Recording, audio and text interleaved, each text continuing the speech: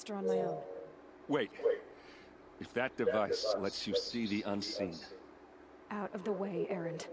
I'm asking you to help me, Aloy. I need to know who killed Ursa. Not just the Shadow Karja army, I know that, but the exact soldiers who did it. I'm sorry about your sister, but that's your war, not mine. Don't act like this isn't personal.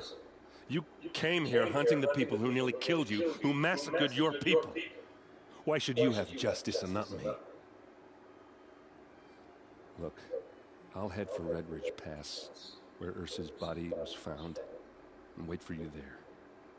A few minutes of your focus is all I need. Don't make me beg. Red Ridge Pass, you said? I'll see what I can do.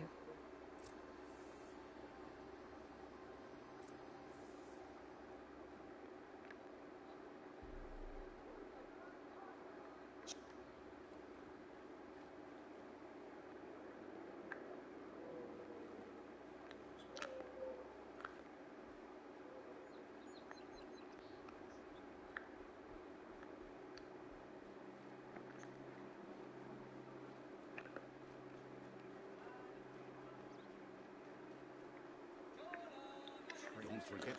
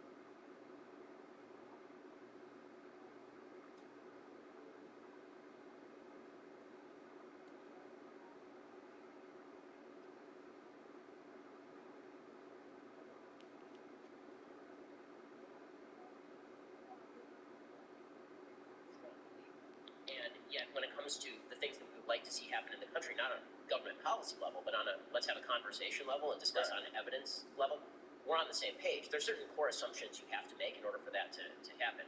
And my argument about America and the West is that those core assumptions are built on Judeo-Christian foundations. Sam's core argument seems to be that they're built on evolutionary biology. We differ a little bit there. I don't want to let this marijuana thing go just yet. One of the things things that I wanted to bring up to you was this idea that if you're a religious person, then Bridge is natural. Therefore, we ought to imbibe, or therefore we ought to participate in a particular activity. You know, one of the things that I'm very big on about rationalism, religion, as much as we can be rationalism, religion, to the extent that I think that it's up to us to discover reasonable patterns. It's really the proper use of things. So, which is my issue. so this is part of the problem. Many things that people really don't know what it is or how it affects the body or what's the right dose or the wrong dose, and then people get involved in these terrible situations where they're taking things and they're just guessing. I mean, there's truth to that, but it's also true that on a social level, I'm not talking about people who totally agree on the legal level, but on a social level, there's a couple of things that are true about, for example, the Orthodox Jewish community. Low rates of addiction because people have that social fabric, they don't feel the necessity. Also, you know, as you say, substance use in moderation can actually be quite a good thing. So low rates of alcohol use in the Jewish community are bad. In fact, in the Kiddush Bible, it's not okay. You actually are. It's Yeah, it's destigmatized. And the idea is that in its proper context, this could be a good thing. So, all of it, I don't know enough about the proper context of marijuana to know that it would be a good thing. And so, and also, I'm also, you know, the truth is I don't enjoy drinking. Right? I'm not a drinker. I don't enjoy. I like reality. I like experiencing it. So I've never really been the urge to do any of that stuff. I hear the value. But I've never really found the interior desire of it. completely understand.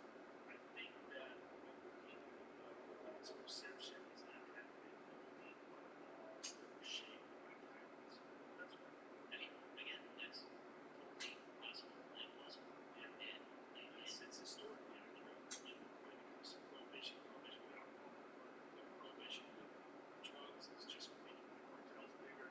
It's causing And drugs. I agree with on a practical level. I agree, but whether you want drugs or you don't want drugs, government intervention is generally a giant factor. I think our perceptions of what's good is bad is also based on laws of the government. They will sweeping psychedelic act in the 1970s, made virtually everything psychedelic that they can estimate things. You can still do crack, but all of the terpenes,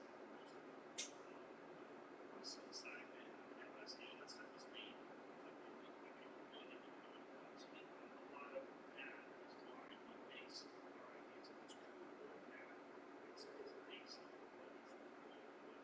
Listen, all I agree with you on this area about it, not only with experiential ignorance, but from the evidentiary. So I have to examine the evidence. I really don't have strong opinions on any of this stuff. I think it's one of the bridges that we all use, which we certainly from particularly from people that are dying. It's one of the things that Johns Hopkins had. It's dying kind of diseases, psilocybin. When they give them these mushroom trips, they have these beautiful experiences where they completely accept death, and it's almost a universal reaction to it. Like the amount of people who still experience a positive benefit months and months after the experience while they're dying, that they say this was an incredibly moving and powerful moment in my life that allowed me to.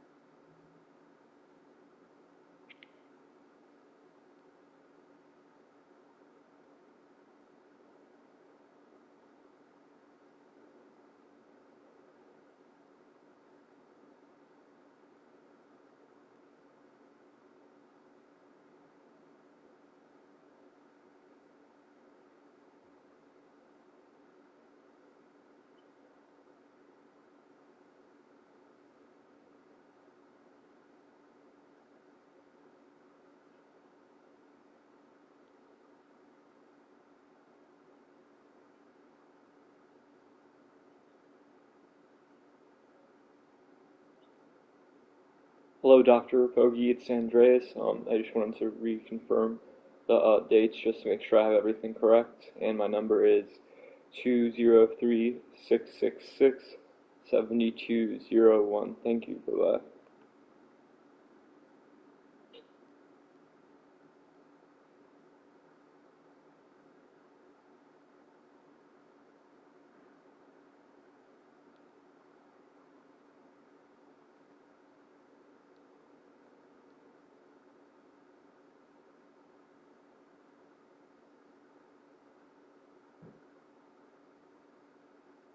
Hello?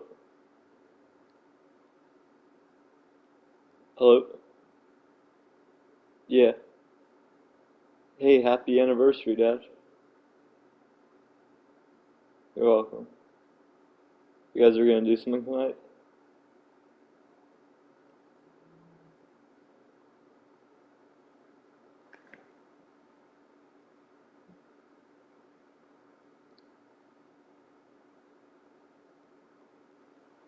Uh,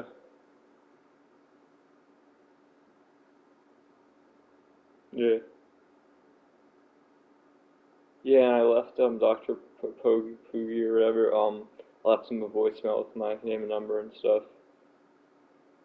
So hopefully he'll get back to me tomorrow. I just got a call now, but it says it was from Bridgeport, so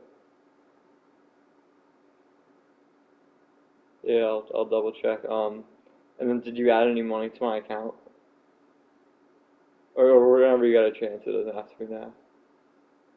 Okay, and you have anything else to cover, or what time is my plane on Friday again? Do you remember if it was early in the morning or late afternoon?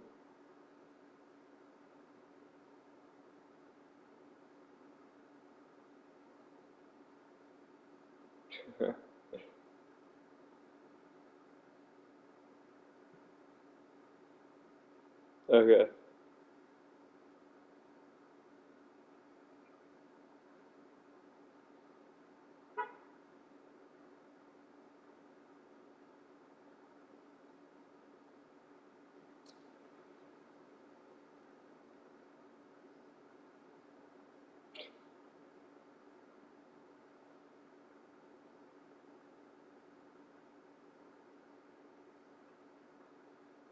Oh, it's okay.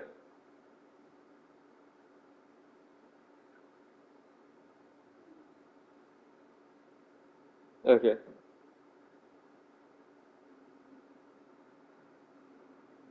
Yeah.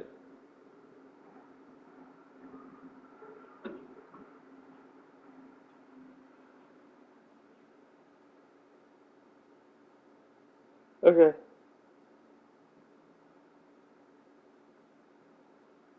Alright, love you. Have a good time. Bye. Bye.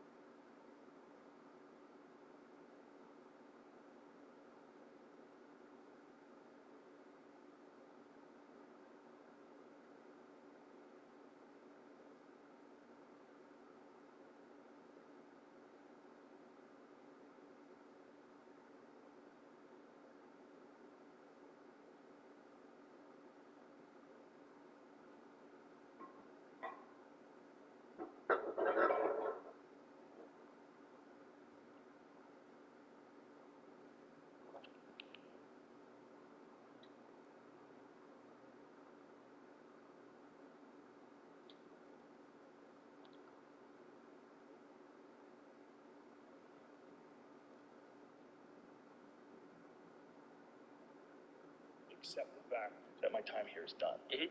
I mean, listen, if that's something that works for people and that's what it's designed to do, then I don't know if it's designed. Well, See, even if it's it's designed, even if it it's not might be even if it's not designed designed by God. Well, Like it literally might. That's fine. I mean, I think there's also the generalized religious counter argument that there are no shortcuts to capitalism. So let's pose a That's really really a experiment. shortcut. Well, this is the question, right? I mean, like, let's say that I could guarantee you that tomorrow you're going to be a happier person. All you have to do is take this regimen of drugs that you're going to take every day, and it's going to make you a happier person, a more well-rounded person, but it's going to permanently change your brain chemistry. Is that something that you think is good, or is it something you think is bad? Because from a religious perspective, there's an argument to be made that this is work you need to do on yourself without outside aid, if possible. If there's cases where you can't, then you can't. But Yeah, you know, it's an interesting thought experiment. Terrence McKenna had a line about that. He said that there was a joke about there was a monk and he met Buddha because Buddha came to town and he said, Buddha, he wanted to impress him. He said, I practiced the city of levitation and I've done this for 10 years and now I can walk on water. And the Buddha says, but the ferry's only a nickel. And the idea is like, what are you fucking wasting your time? Like, you can aid the progression rapidly with psychedelic drugs. And this is something that, do you know about MAPS and their work with MDMA and soldiers that have had PTSD? Not too much, no. It's phenomenal. Mm-hmm. By giving these soldiers MDMA therapy, meaning they give them MDMA, which is essentially what people think of as ecstasy, the street name. Mm-hmm. They give them pure MDMA, and then they assist them with, they actually have a psychologist, sit with them, a therapist, and they go over all these details of these traumatic events, and they come to peace with everything. Mm-hmm. And they've had profound benefits for soldiers and for some combat journalists, different people that have been over there and have experienced the horrors of war and just general PTSD, maybe for people who've experienced violent attacks. It is shown to be one of the very best things we've ever discovered for helping people get past something. So here's, to me, and I'm thinking about this on the fly because this is stuff I don't think about very much, but there's a complex moral equation to the extent that if you're talking about somebody who has PTSD, somebody has a condition, and the only way to help that condition is to use these drugs, I've never had a problem with any of that stuff, right? I mean, my grandfather was schizophrenic, and maybe bipolar, maybe schizophrenic. The diagnosis is not exactly clear. They prescribed him lithium, made him a lot better.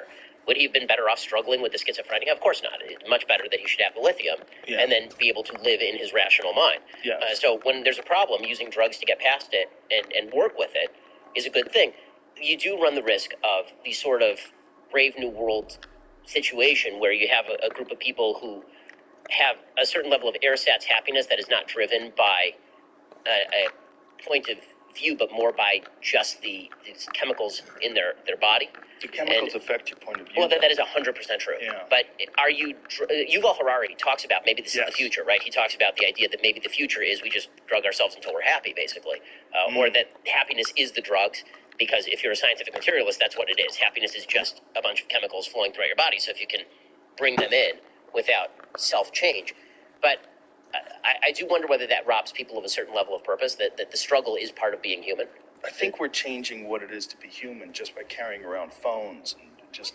I mean, that's true, but I think that's, again, one of the things that I think makes being a human worthwhile is the idea that you are struggling. Like, yes. I think the struggle is actually meaningful. And I think that's why religions tend to set prophylactic rules, sometimes for good and sometimes for ill. So, for example, I'm addicted to my phone. I mean, there's just no question. That's right? nice. It's in my hand Glad all I the time. stopped for a bit. But from Friday night to Saturday night, it's off. I can't look at it.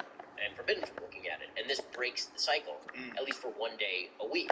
And that's a good thing that makes me better as a human being. It's a limit I set for myself, and then a limit that I abide by.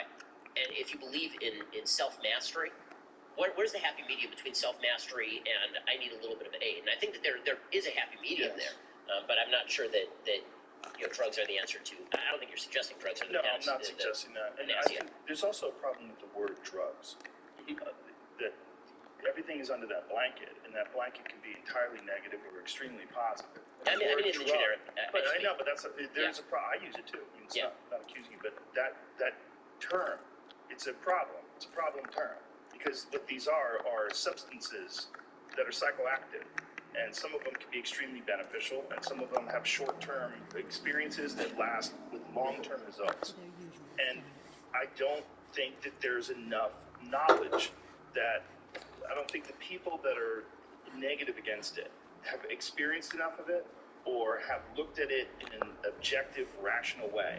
Because I think it's something that could be here to aid perspective, to give people a chance to think outside of their normal, conditioned way of thinking that might have been established by their community or by their church or by their neighborhood, whatever it is. Sometimes a little bit of a break, a little bit of a mental break from what you're experiencing and the vibration that you exist on almost every day, separate from that and to get a look at it from the outside, sometimes it allows you to have a renewed perspective.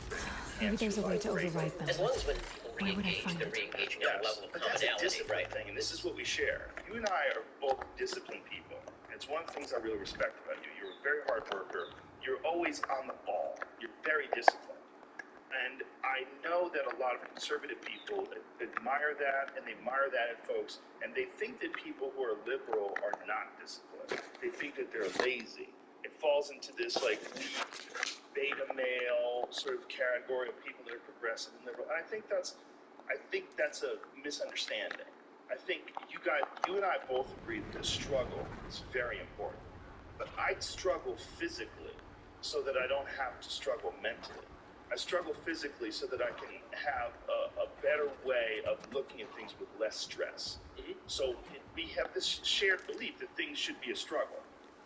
I force my struggle on myself so that I can have a better perspective. And this is something that you and I differ on. Like, I think you exercise, right? Yes. How often do you do it? I try to every day. Yeah. Makes a big deal. Yeah, it's a huge deal. It's a huge deal. Yeah, I mean, I think we both understand that struggle it's an important part of understanding yourself. Yes. If you do not push yourself, if you do not struggle, you're not going to really get who you are or what your boundaries are. And if you're self-indulgent, if every day you're stuffing things in your face that you want to, like, it's good to have a rule. Like, hey, this next month, you can't eat this, or you can't do that, or I want you to start fasting 16 hours a day. Is it that hard? Just eat for 8 hours a day and fast for 16? No, but just doing something like that and setting these guidelines for yourself and putting yourself into a disciplined state can be extremely beneficial. Like John always says, discipline equals freedom. It is a great formula, and it's real. Well, and again, it is the basis of a lot of religion. I mean, a lot of religion is very practice-based. It's one of the reasons I like Judaism as opposed to other religions, the very practice-based religion. You know, sometimes you can take that too far in one direction, which is I say you need to balance reason with dictates that are meant to make you better. But that goes all the way back to Aristotle. I mean, Aristotle talks about how you have to practice to be good, right? You have to practice to be virtuous. What makes you a virtuous person is acting repeatedly in accordance with right reason.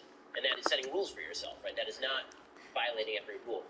I think when we talk about, on the conservative side, you know, folks on the left being lazy, I don't mean that in terms of work. I mean, Mark Zuckerberg is a hard worker, I assume. I think Jack Dorsey, when he's not getting bitten by mosquitoes, seems like a hard worker. But, you know, most people who have jobs are hard workers. I don't think it's about that. I think it's a certain perspective on the necessity of rules and the mindset that if I don't know what a rule is for, I'm going to remove it. So G.K. Chesterton has this very famous kind of contrast that he draws between people who tend to be right-wing politically and people who tend to be left-wing politically. He says people who tend to be left-wing politically, you're walking you're walking through the woods, and you come across a fence. You don't know why the fence is there. You say, I don't know why this fence is here, I'm removing it. And the person who's right-wing walks through the forest and sees the fence and says, I have no idea why the fence is here. I'm going to go find out why the fence is here, and then maybe I'll remove it. And that's the kind of Burkean conservative attitude toward rules, the attitude that this rule was put here for a reason. Now, maybe the rule sucks. Maybe the rule has to go. But let's try and figure out what was at the root of the rule before we just wipe out all the fences and then try to rebuild from the ground up all these new fences. And that's especially true in a civilization that's the most prosperous and free civilization ever created. I mean, if the system really sucked, that would be one thing. But I think people are kind of ungrateful about the fact that we live in the best possible time in the best possible place. Yeah, and that's the reality. And everybody who's so negative about living in America, it's like, okay, in 1900, 1 in 10 American children died in the first year of life. In 1850, the average life expectancy in Europe was under 40. So what are you talking about? What are you talking about? Like, our biggest problems today really, power for serves the vast majority of people, is that machine we are demons too from fat, beneath the ground. or that we don't have a job, but we still have somebody who's Nightmare. basically making sure we have food. Like, Yes, starvation the is not worst a serious problem in the dreams of United our States. enemies There's a come problem with true. poverty, but there's not a problem with widespread Yes. starvation. In fact, poverty tends to Rise. combine with obesity. You know, this is a pretty unbelievably great society. So maybe we ought to look back at the roots of that society before we start willy-nilly tearing up all of the moral boundaries. I think you and I agree that this is the greatest time ever to be alive. I think what these other folks are saying is that we can do better. And I think we all agree with that. But, Yeah, sure. But to classify this time as being a terrible time is, I think, wholly inaccurate. By the way, I hate it right So out. much for Right catching out. on. It's one of the reasons. It's one of the These reasons things why will I think destroy there's us a all. Trumpian populist right, which is Bernie Sanders populist left, and that bring is us the back to broad the crowd land saying much that of we're stuff. taking. It's like, no, that's just wrong. Sorry, It's an amazing time. It's an amazing time for communication, too. It's an amazing time for people to kind of understand other Search people's the area. perspectives and points of view. which is We one of the may have reasons why intruders. it's deplatforming. Forgive this and intrusion, silencing Aloy. conservatives, even You though left I'm me not no conservative, choice. bothers the shit out of me. Yeah. I just think it's a interesting point. non-harmonious action. Now, the focus is on at a Casino, time but I don't know for how that I long. think could The lead rest is up to you. people having much more Who is open, this? much more balanced communication. Well, I mean, this should be the time when we are having more conversation and more fun with each other, and where we are feeling more entrepreneurial. We have a better social safety net than ever. So, one of the statistics that really bothers me is that the level of American mobility has declined rapidly in the United States. The number of people who are leaving their home states to go somewhere else to work a job, for example, is at decades low. Why? It's easier to get anywhere. Now, there's 7 million unfilled jobs. I keep hearing from folks who I personally like, like Tucker Carlson, that you grew up in this small town and the town is dying, the industry left. Well, you have the government somehow owes it to you that you get to grow up in this town and stay in that town, even if all the industry left. And I just think to myself, like, who gave you this guarantee that you get to stay there? And I know, listen, I'm a lucky guy. I grew up in a 2-parent household. They grew up Kill her! I grew up in a small house in Burbank with 2 bedrooms, and I had 3 sisters. So it was me and my 3 sisters, and 1 bedroom, 1 bathroom for 6 people. That's not poor. That's middle class. It's a great life. And I understand some people don't have that life. One thing that is guaranteed to you is the opportunity for adventure in this country. So go in. Like, why are we implicating the feeling of victimhood in a society where if you make the right decisions, you will do well? I mean, not you might do well. If you make basic right choices, you will finish better than you started in American society. I mean, we're talking like the most basic choices, like finish high school and don't have a baby out of wedlock and get a job. If you do those 3 things, the Brookings Institute says that you will not be from the poverty in the United States. Like, that's amazing. That was not true for the vast majority of human history. The vast majority of human history, you did all of those things. It wasn't high school, but you did all the other things. And then you lived like a serf on a farm until you died at age 37 of So it's just the lack of optimism in a society where it should be running rampant. It's astonishing. Well, it's perspective, right? Rich kids grow up with perspective constantly.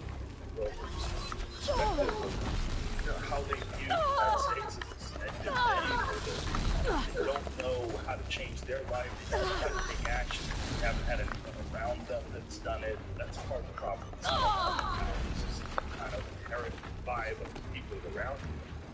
They're ignorant, they're shallow-minded, or they're stuck in this one town that they're never going to. You get caught in that vibe. One day, wake up and you're 32. You've never done it. I mean, this is what J.D. Vance talks about in Hillbilly Elegy, right? Yeah. The people who are in these small towns, they've basically been told that they have 2 choices. They can go on welfare or they can leave. Yeah. And it's like, okay, fine, I'll go on welfare. Everybody around me is. Why not? There's nothing morally deficient about going on welfare. It's actually one of the bigger problems I have with the welfare state generally is that it disconnects the person receiving the aid from the person giving the aid. Yeah. One of the, like, in our religious community, to take an example, there's a time a few years back where a guy came to me, I bought some art from him, he's an artist, and really does good work. He came to me and he said, my family doesn't have enough money to make the rent this month. Can you offer me in advance on art that you'll buy somewhere down the road? And of course, like, sure. So I signed him a check. And he understood that 5 years later, he came back to me and he said, you still haven't bought that piece of art. I owe you a piece of art. Because he knew who gave him the money. Right. And so he was willing to understand that was an act of charity, and he wanted to make sure that was paid back.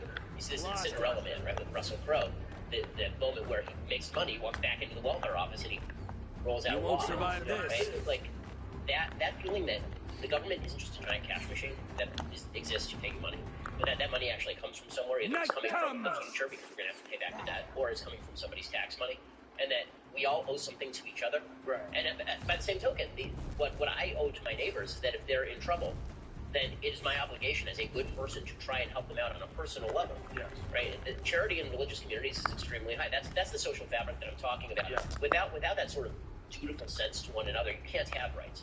Because if you just have rights, then and no duties, then there will be no one to take care of each other. It's why, while I'm libertarian when it comes to government, I'm very conservative when it comes to the need to build a social fabric in communities and have people with working families and communities of working families. Yeah, I really think that's one of the best things that comes out of religion is when you have a tight-knit community like yours, you do have that sense of charity, where you really are a community of people that care for each other and look out for each other. The problem is, of course, doing that on a large scale. The problem is doing it in some sort of a non-denominational way. You don't have to have the exact same beliefs. Gotta be around here somewhere. Share these core values of taking care of each other. That's where people really benefit from. Done studies with people and they show happiness and what is happiness correlated with. It's almost always correlated with friends and loved ones and family. Right. It's the most important thing you can have. And when it comes to diversity, there's this slogan that diversity is our strength. Well, there's Robert Putnam, who's a sociologist over at Harvard. He wrote an entire book about social fabric called Bowling Alone. He was kind of the pioneer in the idea of social fabric. And what he said is that he went in to writing this book with the idea that diversity is our strength. And then he did some research, and what he found is that ethnic diversity only correlates with two things. These are his words: increased TV watching and increased protest marches. That's all unless it is within the boundaries of a common goal. So I promise. I'll tell you everything. Everybody's got the same general goal, which is The killers who came from Ethiopia. The Eclipse. Some kind of holy warriors. A cult of the Shadow Carja. Shadow Carja? Except they're not like any Carja I've known. They don't pray to the sun. They worship. I'm not interested in this. While they're serving or after they leave. A They don't superstition. give a crap about the diverse backgrounds of the people they were serving with. They're all aiming their guns in the same direction. You say this devil Well, the in the Eclipse United States, worship has we a have to be name? aiming our guns in the same Hades. direction, or we That's can't what they call it. really have Hades. a functioning social Steal to my fabric. soul. I And heard I'm perfectly just once willing when to it's such a give voice. charity to people A metal I don't sound. know. But like Still nothing believe, dug from the like earth I or do in smelted in America, a it's a forge. fantastic country. And what did it say? Beautifully good System threat principles. detected. But that starts Just to break 3 down minutes. when I'm being asked to. Why are the give charity Eclipse on a digging up personal ancient level machines? to I thought somebody they who wanted them believes for that America's scrap, fundamentally but evil they and needs to brought be thrown out at its plugged roots some and kind of replaced with something device into better. the corpses Right? so that Because now Hades we're not could. aiming in the I've same felt that direction. kind of So machine on a before. human level, Are there I care others? about you. Yes, But the on a ones you social fought today level, they call if I have a choice between corruptors, somebody but there who basically are agrees with me others, about fundamental much values and bigger. somebody who is Those they diametrically call opposed, death bringers. I'm going to give my money to the person I've who only basically seen them agrees with buried in me the ground. on those fundamental values. Again, I don't think those fundamental values have to be religious. I don't think you have to be a God believer to receive charity from me. Or Why are the you have to be Eclipse digging up an ancient atheist to receive machines? charity I thought they from wanted you. them for But I do think that Yes, you do have to those. take into consideration a The few Eclipse things. were sent to kill me because Now, I we're look on like the same another page. woman. Personal responsibility. Older, maybe twice my age. I don't know. My focus found her image once in the ruins at Maker's End. Maybe you can find her there. You found her. There was a door. You do look like. I'm the one. That the decisions that What you are make these Eclipse cultists after? They never said. But given the Carja Civil War, they must want to overthrow some. What do I have to? I don't know. When they attacked the proving, a man came from me. Tall, strong, and who is... Are you more willing to give charity to somebody who has a plan for how to get Stack themselves of out of the hole? corpses we Of course, also called of him. course. When if only That, he but died as that a king. relies on that person feeling an obligation to do that. I also think that what you're I've heard talking enough. about I won't. Where would I find... My focus with was. charity within the community is so much more. There's so It will much more take- You're connection spare. Yes. Than the rest. charity Go to the- within I didn't government. earn- We're talking about welfare. The problem is that there's this dissolving of responsibility because it's just a check that comes in that you feel like, well, this is a rich country. I'm owed this anyway. Right. And when I was a kid, we were on welfare. We used food stamps, and I remember being very ashamed of it and feeling really weird that we were that poor, that we needed help from the government. But my parents worked their way out of it. They were young. They had a kid.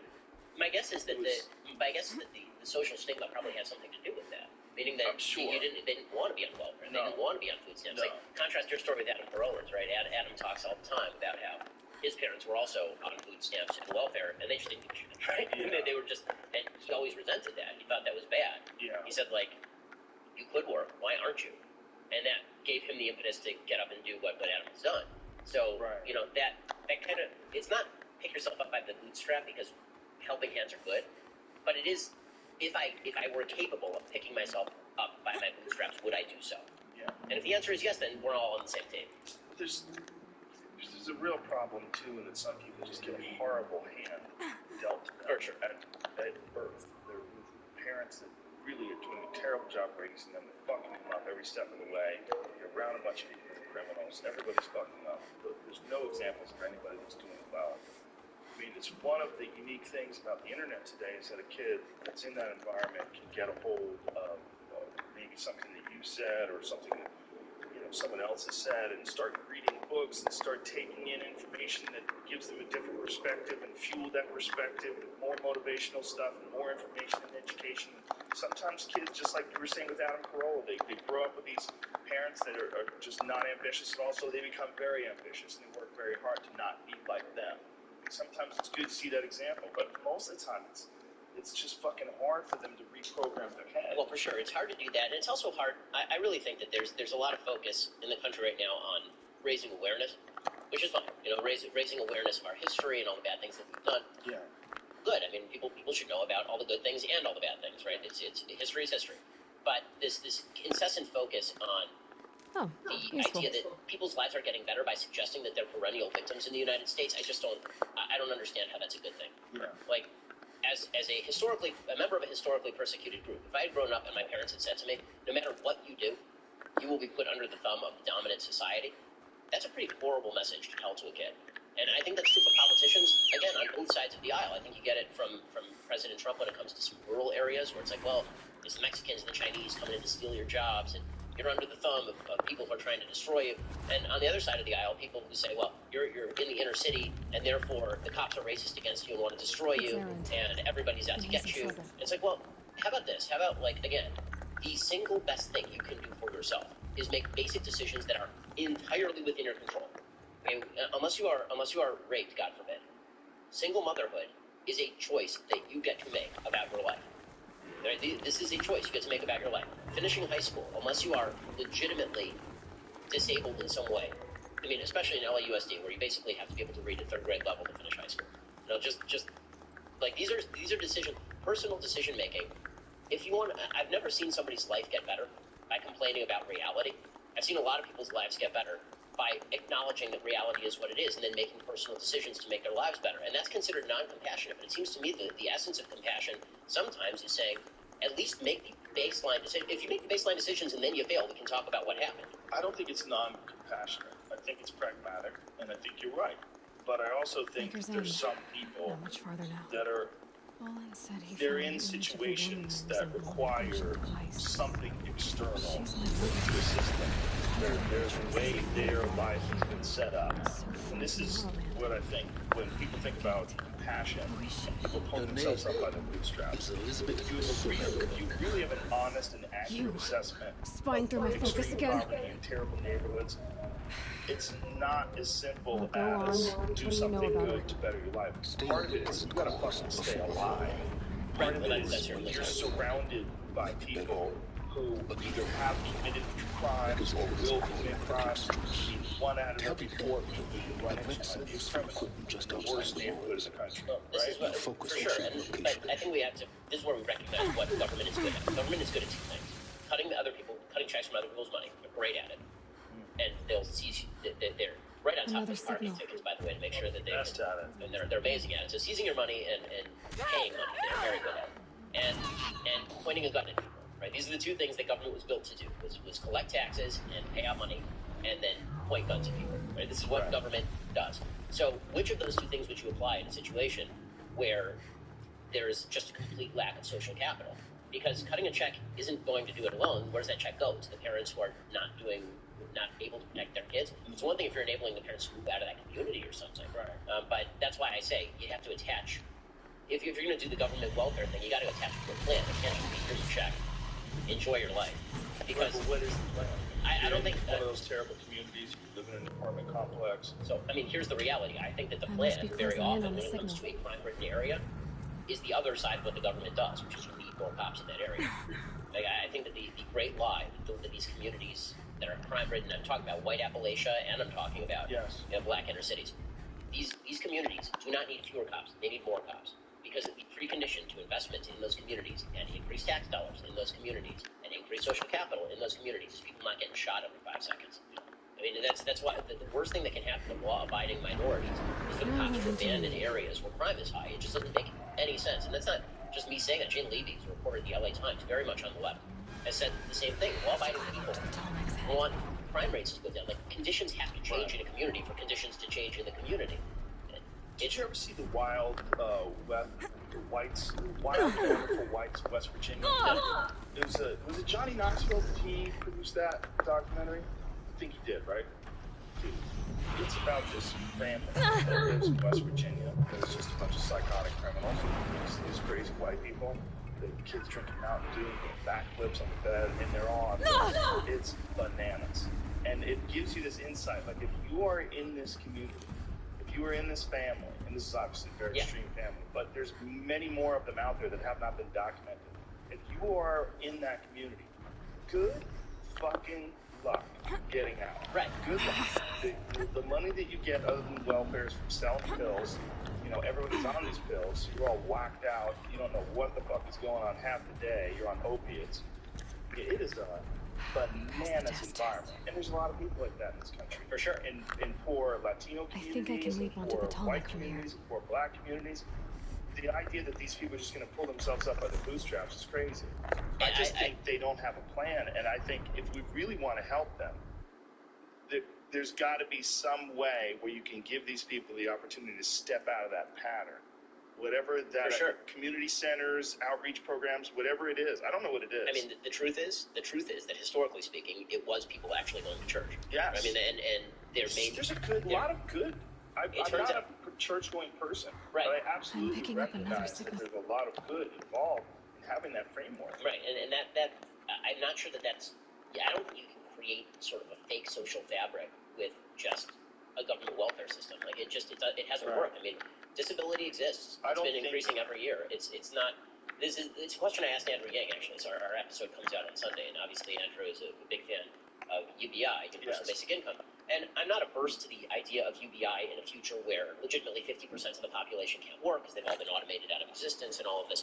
But there's one section in his book where Andrew talks about how if we cut people a check for UBI, then they will spend their extra time creating art and engaging in hobbies that they like. And I just thought to myself, I said it to him, like, people are on disability, that ain't what they're doing. Right? I mean, if you're on disability, the people you're talking about who are suffering, they're not out there writing poetry.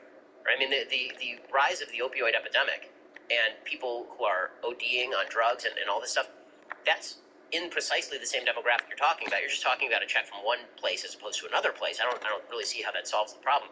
I think we have a crisis of purpose right now, and I don't think that crisis of purpose is solvable on the one hand by changing our trade rules, and I also don't think that crisis of purpose is solvable by cutting a government check. I just don't think that that's how people are wired. I absolutely agree with you that there is a crisis of purpose. My concern is about automation. And my concern, and obviously I haven't really studied this other than talking to Andrew Yang and talking to Elon Musk and a few other people that are proponents of universal basic income, they think that there's going to be such a massive loss of jobs in such a short period of time from people that are non-skilled laborers, and it's going to go away. There's millions and millions of jobs, and these people are not going to have anything, and then it could be chaos. Right, so there's two problems that come up there, and this is where Andrew's book is interesting, because problem number one is that the people will be poor, they won't have a source of income. Yes. UBI solves that.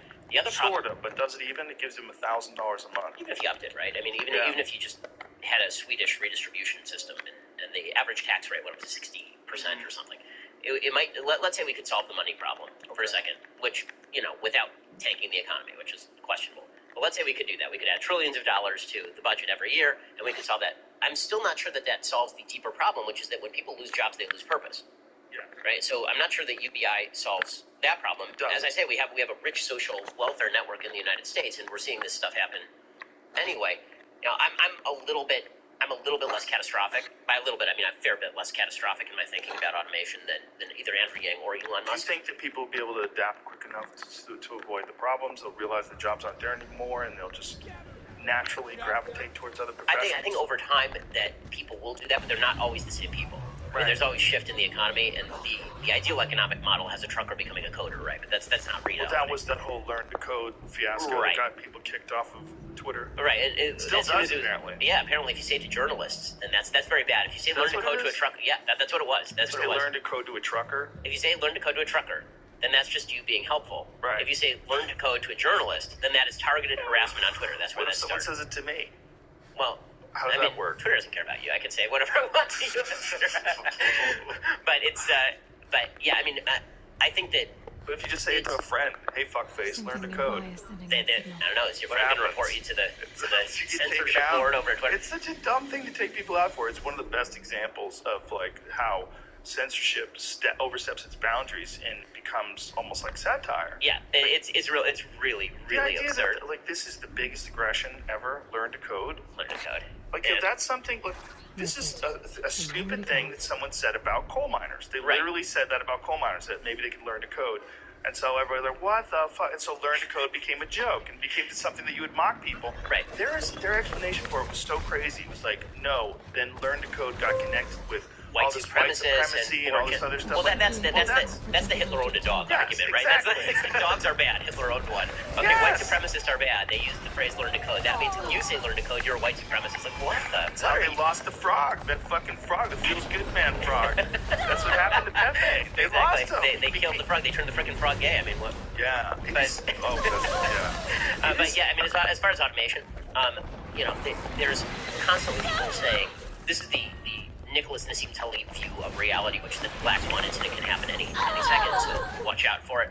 Versus the sort of Steven Pinker view of reality, which is the Black Swan incident is called the Black Swan incident because it's a Black Swan incident, meaning that it happens incredibly rarely. You know, the idea that we are on the verge of a catastrophic drop in job numbers because of the automation of trucking, for example, I'm not sure that I buy it. The reason I don't buy it is because you still are going to need someone sitting behind the wheel of that truck. There are human drivers on the road. There will be a gradual transition away from some of these jobs. Andrew Yang talks about radiologists and how radiologists are going to be priced out of the market by computers that can do a better job of diagnosing tumors. First of all, awesome. Right? I mean, that's good.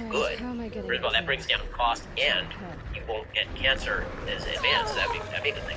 And second of all, what a lot of technology studies have tended to show is that technology just gets integrated in a different way in particular careers. There will be jobs that are eliminated for sure. There will be jobs we haven't heard of that will be created also.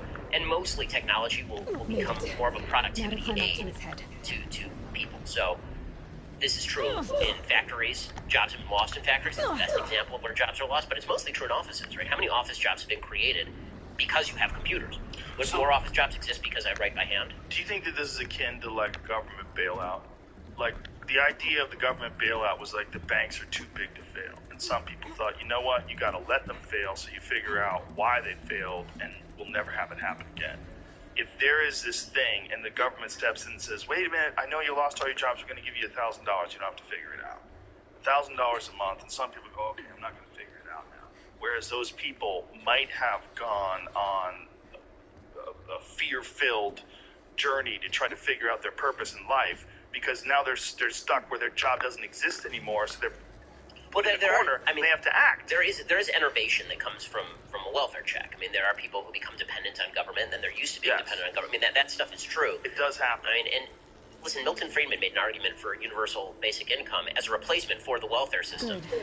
There is another problem with universal basic income that I asked Andrew about also, and that was, you know, one of the big issues is that poor people, very often, people who are permanently impoverished, not people who are temporarily poor, but they tend not to spend money where we think they ought to spend money. Right? They're not taking that money and they're not putting it into education or into They might just be buying ho-hos and cigarettes. Right. I mean, the average person who is making less than, I think it's $16,000 a year, is spending $400 a year on lottery tickets. Right? I mean, that's legitimately just flushing your money down the toilet. So how do you? Aren't you just going to end up back in the same place? You know, in 6 months, where people took that money and used it in ways that actually didn't benefit them. And at a certain point, the question is, do you own your decisions or do you not own your decisions? And at what level of incompetence or inability do we say, you no longer own your decisions, and so we're just going to take care of you on a permanent basis? That's really the question here. I think we're looking at, when you're talking about welfare, we're looking at worst case scenario, right, where someone does get dependent upon the welfare state and does use that money frivolously and does make poor decisions. But then there's got to be other people that are single moms that, you know, maybe had a kid with some fucking asshole that doesn't want to pay and is a piece of shit and they have to hide from them and they're just trying to feed their kids. Yeah, for sure. Those people exist too. 100%. They don't have a community to help them out. Maybe they're not a part of a church. Maybe they don't have a good group of neighbors. Maybe they had to move somewhere for work and they got stuck in some place where they don't know anybody. Sure. But I think part of this is to recognize that incentives matter on both ends. So the idea is that you give some people more money and they'll do well. It's also true that if you create a welfare system that benefits single motherhood, you will get more single motherhood. I mean, the single motherhood rate in the black community before welfare was 20%. Now it's 70%. In the white community, it was like 5%. Now it's 40%. You said that, like, out of wedlock children and having a kid when you're young is like, it's a terrible idea for your life. But what do you recommend to have kids avoid that? Are you one of those people that thinks Don't put it there without that thing on it. no condoms? Right, like don't have unprotected sex. I mean, like this is not. It's not. Pardon my fake cursing. It's not effing rocket science. I mean, like You're apologizing for not cursing. I'm apologizing for not cursing. Yeah, it's not rocket science. This one always bothers me. Kids make mistakes. That's Well, okay, right. But and then if the government pays for those mistakes, it becomes less. which the kids suffer. So, No, I mean, should it be? How should it be worked out? I mean, it depends on the situation. Yeah. You know, if there are parents available to the kid, presumably the parents, the grandparents, would take a pretty active role in the raising of that kid. Also, they're there. well, how about this? How about we assume that if you are old enough to get pregnant, then you are old enough to, and let's talk about 17-year-old or 18-year-old. Used to be shotgun marriages were a thing. And really, think that's a good idea? I think the idea of parents staying together for the sake of a kid that they accidentally bore is absolutely a good idea. Yes, I think that is a better idea than the man walking away and the kid being without a man in the house. So for the rest of their childhood. I know a lot of people figure a way to work it out. Yes, And if they're both reasonable, they could do it. yeah, and I think that by the way, a huge percentage of American births in the 40s and 50s were exactly this. A lot of 7-month babies in the 40s and 50s. Like something like 30 to 40% of all kids born in the 30s and 40s and 50s were 7-month babies. Or somebody got knocked up, and then the expectation was they're gonna you did the cry, now you do the die, right? You did this.